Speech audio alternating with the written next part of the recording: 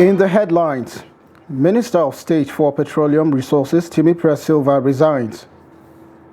Nigerian military rescues over 100 kidnapped victims in Niger State. Potato sellers in Jos lament low patronage in Ramadan.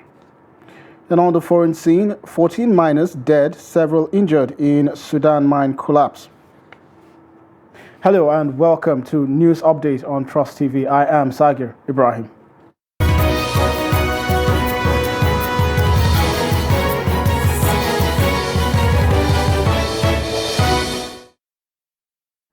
Hello and welcome once again. Now the news in details. The Minister of State for Petroleum, Temipire Silva, has resigned. There have been reports on the minister's resignation early on Friday, but Bashir Ahmed, one of President Muhammadu Buhari's media aides, confirmed that the minister resigned to contest the next Bayelsa governorship election. The Bayelsa State APC governorship primary election is slated to hold about 30 days from now. Silva has been the Minister of State for Petroleum since 2019 when Buhari was re-elected. The former minister was expected to vacate office by May 29 when President Buhari and other cabinet members would leave for a new administration to take charge. Silva was a governor of Bayelsa from 2008 to 2012. He has made several attempts to return as the #1 citizen in Bayelsa, but failed.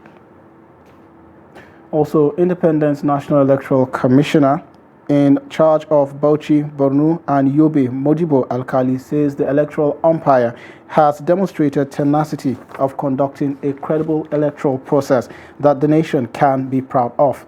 He stated this while presenting certificates of return to Bauchi State Governor-elect Bala Mohammed and other elected leaders. Trust TV's Adamu Imam reports.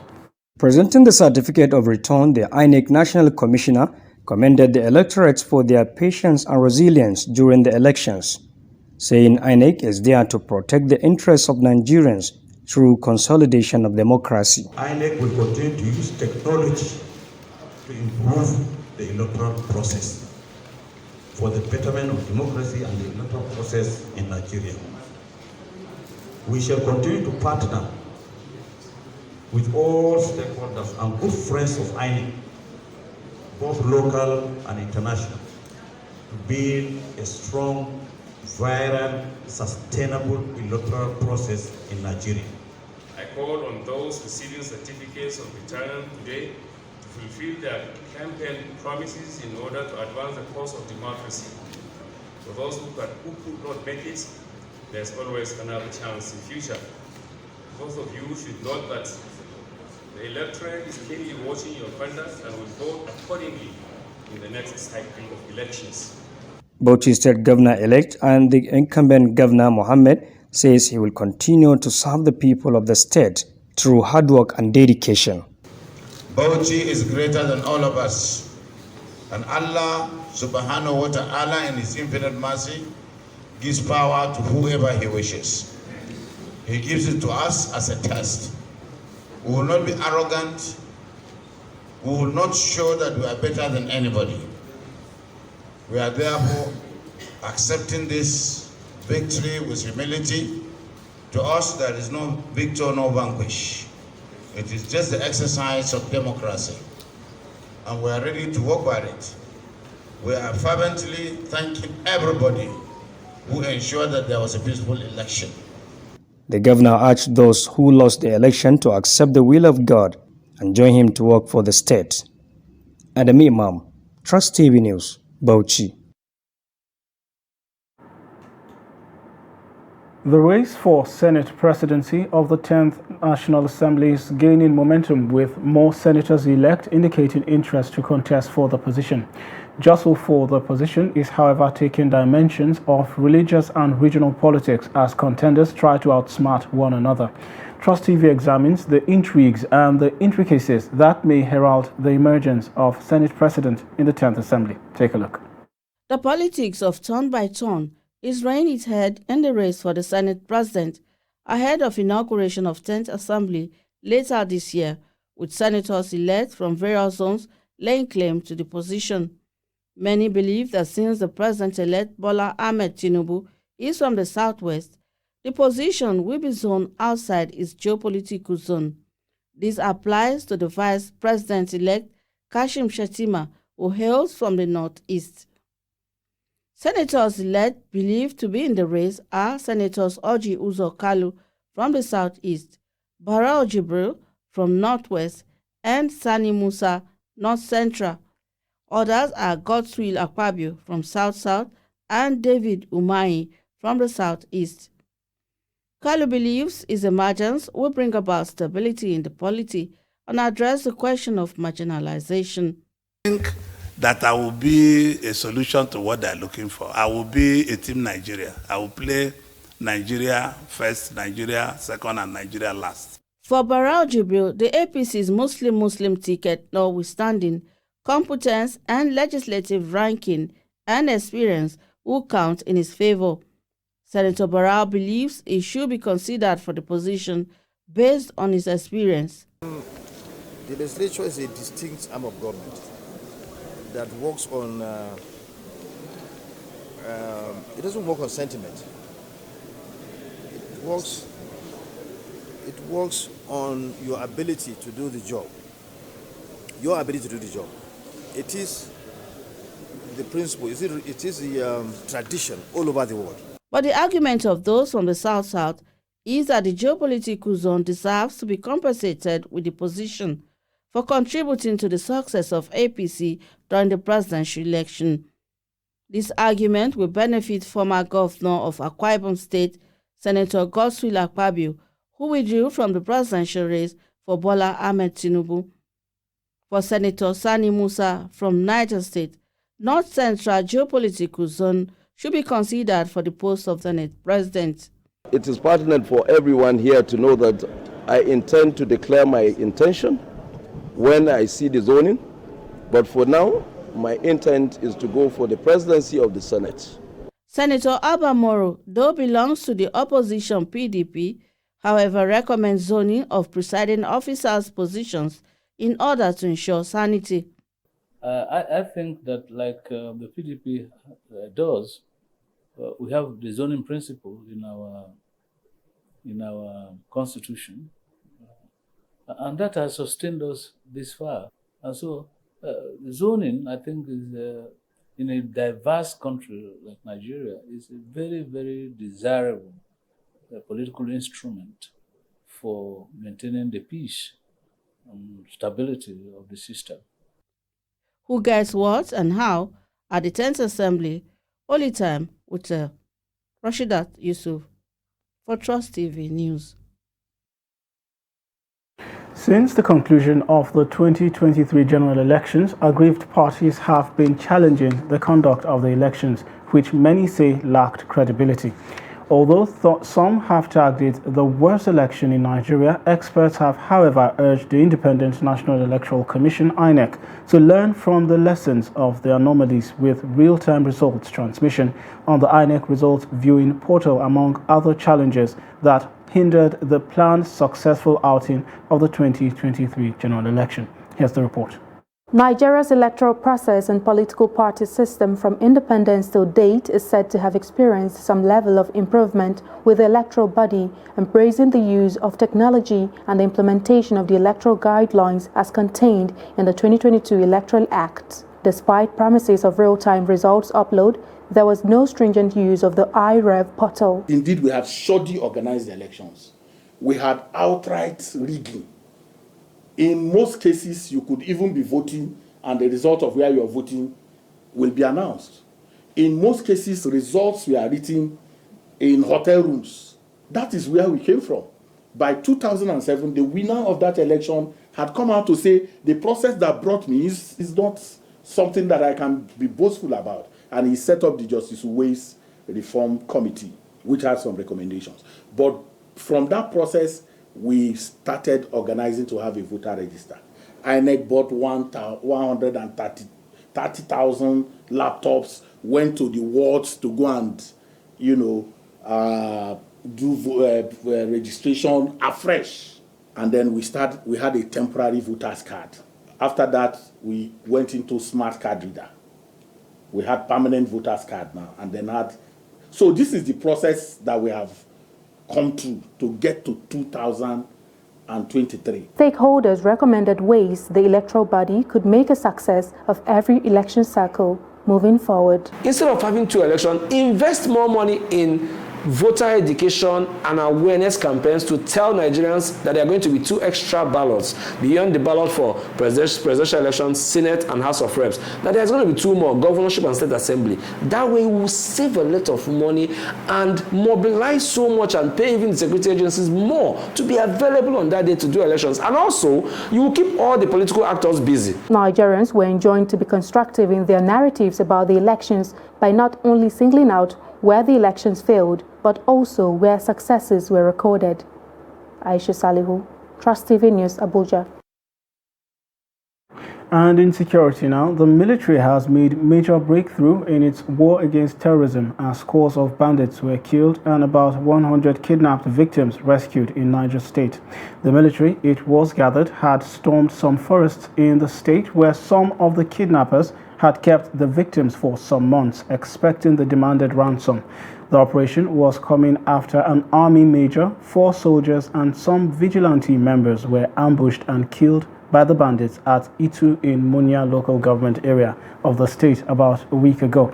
The victims, who comprises of men, women and their children, some of them said to have spent over 4 months in captivity, were rescued by the gallant soldiers in an operation that began on Monday and is still ongoing, extending to more of the bandits' hideouts in the area. Majority of the victims were those kidnapped from Adunu, Kudami-Abulu, Isho in Paikoro local government, and Zagzaga, Beni Mangoro, Tohun Kabula and Kazai in Munya local government areas of the state. Still on security, police in Lagos State have evaluated their performance during the just concluded 2023 elections, drawing lessons that will strengthen security operations in the state and in the country at large. Police Commissioner in charge of the state, Idowu Owonhua, meets with strategic commanders on the way forward. Victoria Tokolo sent in this report as presented in our studio. Having successfully put the elections behind them, the Lagos State Police officers have gathered together to refocus their attention on their traditional policing functions and commonly chart ways that will advance the attainment of their mandates in a manner that will address the fear of crime amongst all residents of the state. The State Police Commissioner, Idowu Owonhua, said that the peculiar security challenges in Lagos are fueled by fake news purveyors, hate news mongers, political extremists, thugs and ethnic chauvinists who manipulated the social media not only to threaten the electoral process, but to create tension and threaten peace and security. Our exceptional performance was also evident by the reality that, contrary to the pre-election threat analysis projections, which identified Lagos as one of the possible flash states where mass violence was envisioned, Lagos State did not witness any widespread electoral violence. Neither did the state experience post-election disorder. Indeed, the post-election trend has been that of peace and stability, with the police continuing to dominate the public space in a manner that continues to reassure the citizens and effectively deter ill-intentioned elements. Idowu orders all area commanders and divisional police officers to reinvigorate patrols, intelligence-led operations, and visibility policing that will emphasize physical deployment of police personnel and operational assets to police the public space. The challenge facing us is the increasing threat that violent criminals, particularly cultists, are posing to Lagosians. Indeed, the activities of cultists have today evolved to become the most concerning threat to public peace and security in the state. And it is expedient at this stage that we strengthen our operational strategies and action plans that will address these potent threats. While the details of our operational approach to this security challenge will form a fundamental part of our discourse, as a starting point, the need to strengthen the capacity of area commands and divisional police officers to proactively respond to these threats has become imperative. This approach calls for the deployment of an elitist, highly mobile, well-trained, well-equipped, highly experienced, operationally tested and compact special operations police unit to area commands, where cultism is currently most prevalent. Commissioner reassures all residents of Lagos of the police's firm commitment to security of lives and property, urging them to continue to go about their normal businesses and ignore the elements that are attempting to inflame post-election violence with intent to pit citizens against each other. The Central Bank of Nigeria, CBN, has urged Nigerians to embrace alternative payment channels such as eNaira, USSD and other internet banking facilities in line with its cashless policy. The Apex Bank said the idea became necessary as the country was gradually marching towards the alternative payments policy regime, which was the trend all over the world. The Acting Director, Corporate Communications Department, Abdulmumin Isa, made the call during CBN's special day at the ongoing 34th Enugu International Trade Fair on Friday in Enugu. Abdulmumin, represented by the Assistant Director, Communication Department, CBN, Mr. Imo Isu, said the CBN had continued to seek creative ways to ensure that Nigeria took full advantage of opportunities and benefits of digital payment channels. On the recent redesign of some denominations of the Naira, Abdulmumin reiterated that the policy, which was approved by President Muhammadu Buhari, was in the overall interest of the country and the economy, in addition to aligning with the international best practice. According to him, overall, the policy has started strengthening macroeconomic fundamentals, moderating inflation, and upscaling the financial inclusion rate. You're watching Trust News Update. Coming up after the break, we'll take a look at a Kano community where water is a rare commodity. This and more after the break.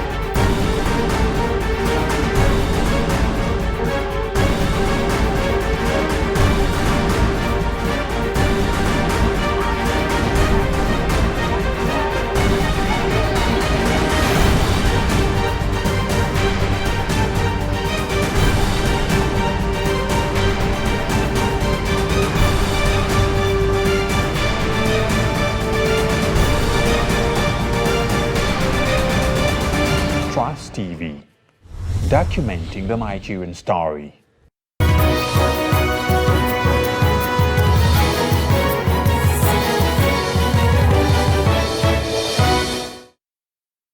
Welcome back. If you're just joining, you're watching Trust News Update. Now recap of our top stories. Minister of State for Petroleum Resources, Timipre Silva, resigns. Nigerian military rescues over 100 kidnapped victims in Niger State. Moving on to other stories now, Irish potato sellers in Jos, the capital of Plateau State, say they are experiencing low patronage during Ramadan, a period when the demand is expected to be high. The sellers told Ado Musa that few days into the month, people are not coming to patronize them unlike they used to. Take a look. Fried or cooked Irish potato is considered a favorite dish during Ramadan fast, but traders in the potato market in Jos said consumption is rather low this time. Before the Ramadan, people were trooping to buy the potato, but soon after the commencement of the fasting, we don't see many people coming to buy the commodity. We are not making good sales. There is change in the market. Before the Ramadan, we sold a bag between 35 to 50,000 naira, but now it's sold between 20 to 22,000 naira. Even with the fall in price, the patronage is low. To me, the situation could not be unconnected to the lack of money in the hands of people, which is affecting the market. According to the traders, the price may continue to fall as some farmers were harvesting the crop, which could possibly increase the supply in the market.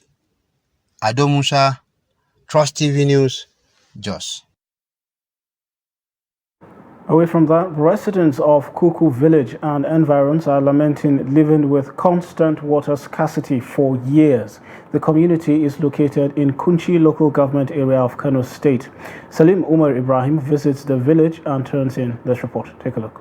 Recently, at least 8 children have lost their lives while trying to fetch water from a well at Kuku village in Kunchi local government area of Kano State. The children have to travel about 10 kilometers in search of water. Lack of potable water to drink and cater for domestic use is the main problem of over 10,000 people living in Kuku village. At least 8 children have died as a result of falling into the well while trying to fetch water. Even the local government is aware of this because we report to them anytime it happens. This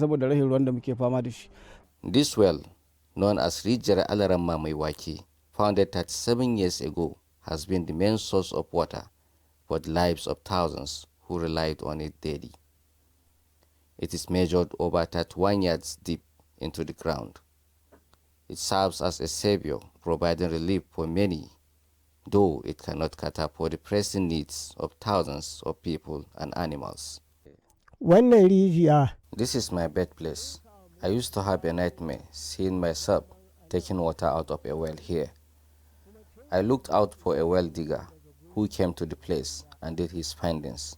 Then he said, there can be well with plenty of water, but it's going to be very deep. I told him that I want it to be, despite the work to be done. Kargo, Jodadi, Ngawa, Topawa, Tabani, Dankwai, Tagiri, Guadama are some of the villages around Kuku who also share the same plight. Our biggest nightmare, you have seen it for yourself. This is around 12 p.m. The last time the water was fetched from here was around 4 a.m. I have written myself uncountable letters and took them hand to hand to our legislator. He knew about it. He made promises, but nothing.